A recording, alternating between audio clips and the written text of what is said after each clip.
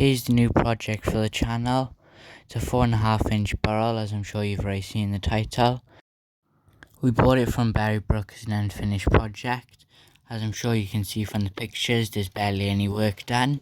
The next thing you'll see will it be in the back of the van.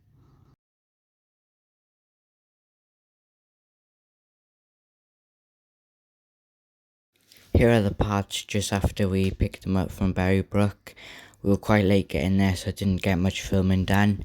On the screen you can see the two rear wheels, and now you can see some chains and also the two front hubs. Currently you can see the rear wheel hub on the left, smoke box door in the middle, and the chimney on the right. Here is the flywheel.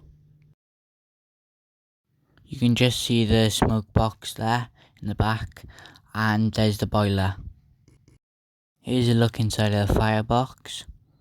As soon as we got it back, we got it unloaded, and here's it all laid out on the floor.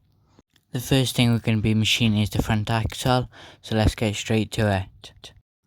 One thing I do want to mention is I'm not going to do a full thorough look through all the parts now. As we machine them, then you can see them. Here you can see the front axle on the lathe. Here is the centre drill ready to centre drill it. The way we set it up was by belt sanding the other end until we got it as good as we could, measuring the run out with the DCI. Here you can see we are now centre drilling into the end of the axle.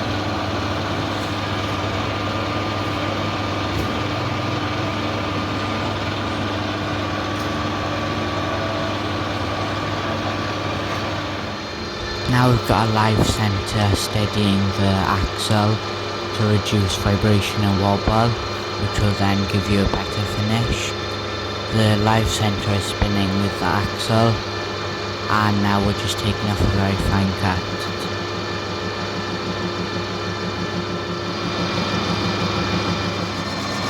Here you can see you're starting to see the shine of the metal come out in some places where the rust has been cleaned up. A big layer.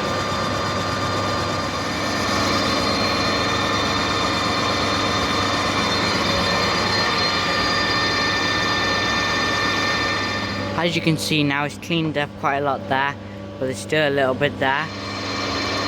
The material is now starting to get rounder. As you can see there's now less rust on it and more of the turn surface.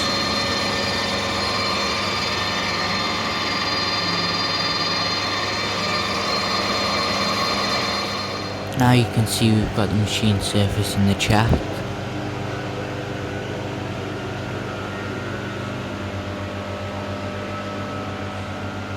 And you can also see some evidence of where we were belt sanding to try and get it run true.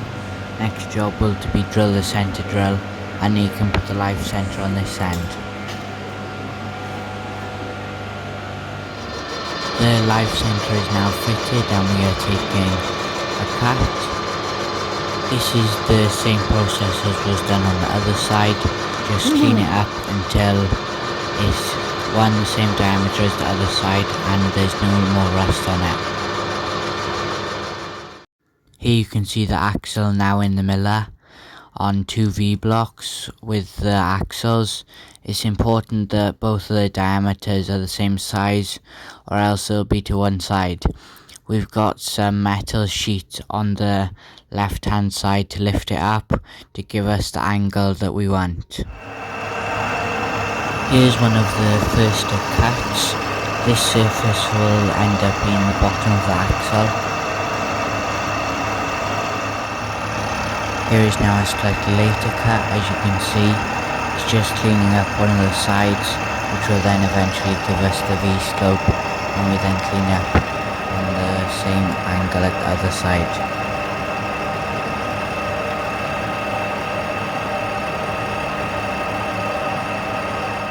This is quite repetitive, so I haven't shown the whole process.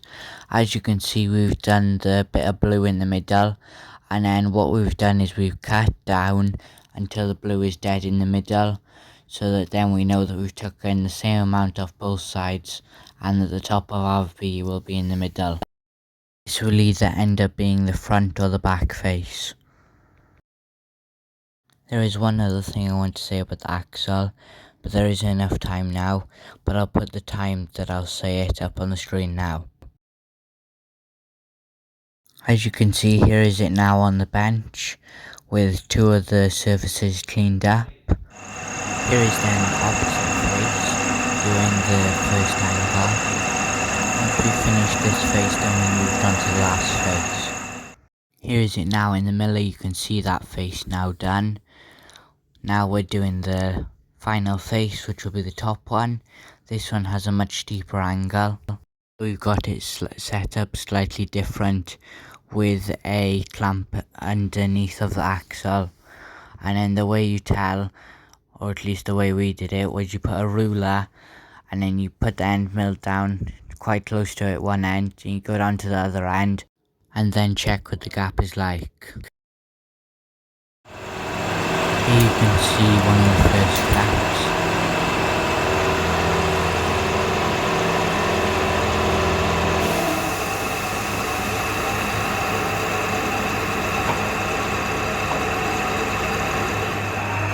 Now it's almost cleaned up, but the thing is you don't want to take too much off because then you'll have a ridge where it then joins to the circle, and you also don't want to take not enough off, or else then you'll have to do a lot of sanding.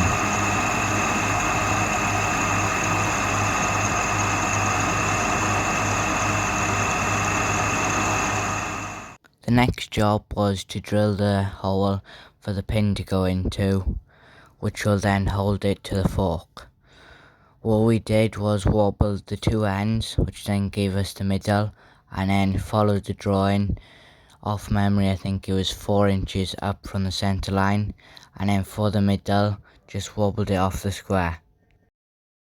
Now we've centre drilled dead in the middle. One thing you do want to do is just do a small dot and then measure on the circle just to make sure you're right. The next job was then to drill it, before then putting the boring head into the mill, which you can see now. Now we're doing the process called boring, with the boring head. When I was editing this, I almost fell asleep because it was so boring.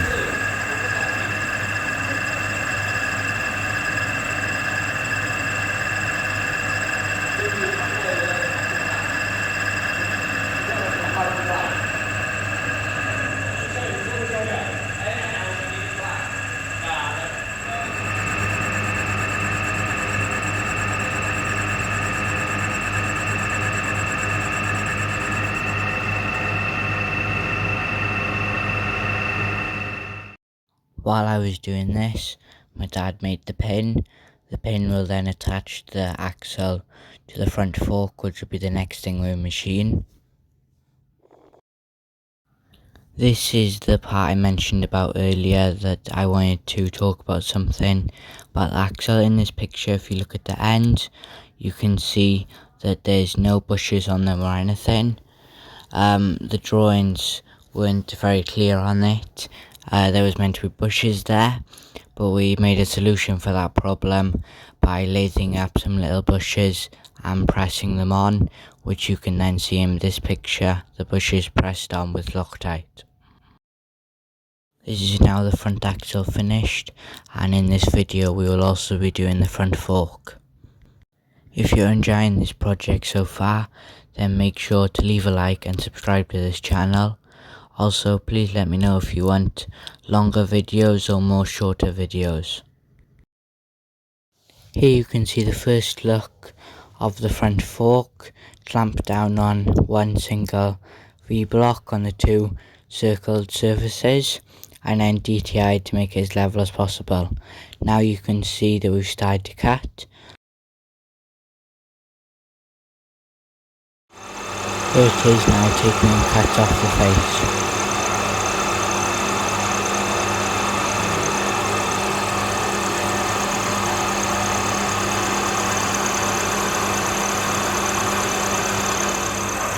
Here's another cut where it has been slightly more cleaned up.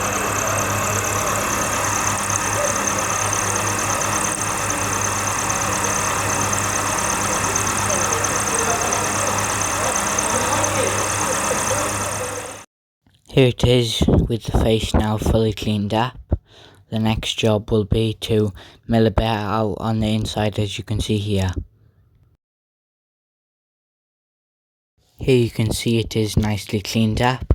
The reason we clean this up is because the head of the pin will sit on there and you want it to be a nice level surface. Here you can see there's been a hole drilled. Later on we'll be boring this hole for the pin to fit in nicely. Here you can see we're now milling the inside. These need to be milled to the correct dimensions so that the axle just fits in there nicely.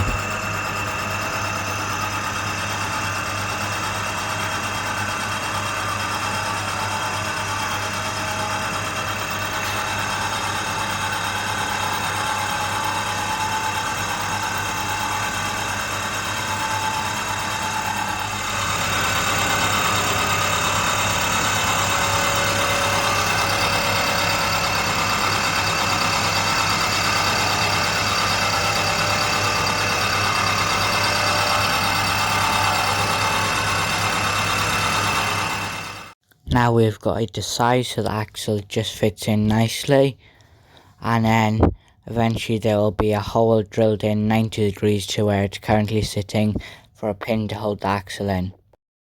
Here you can see what it looks like after doing that.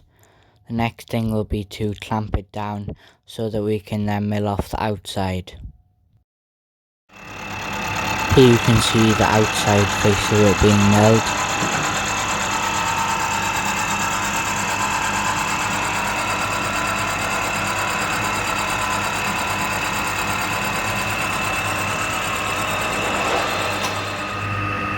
This face then also needs to be 90 degrees to the hole you drill, as the head of the pin will sit on there.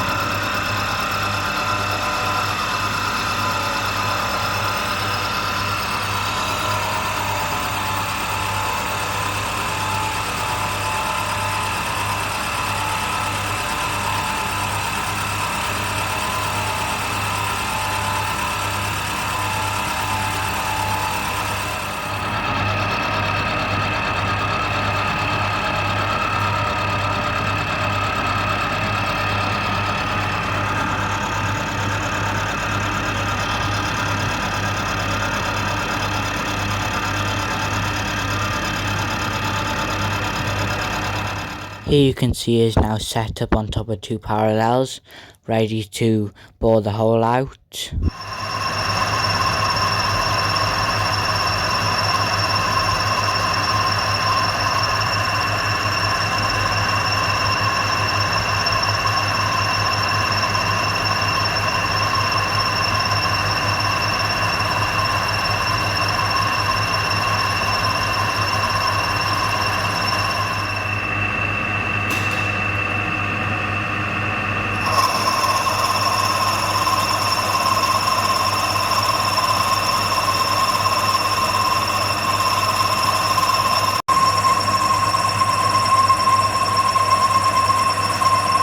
Once you then get the hole to size, then we're going to bolt it to an angle plate using the hole that we just bored, and bore the 90-degree hole. That hole will then hold the axle to it. The first job is to center drill it. Then we drill it with a bigger drill bit, ready to then bore it.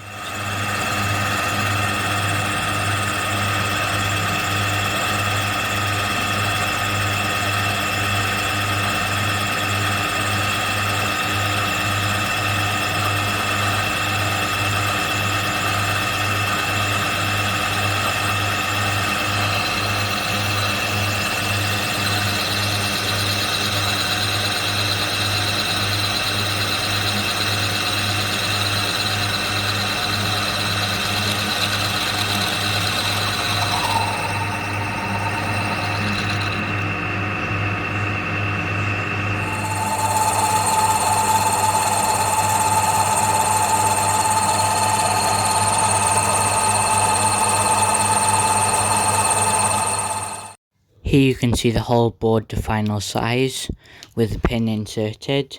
The axle will then go in that gap and be secured by the pin. That is then part of the first assembly done.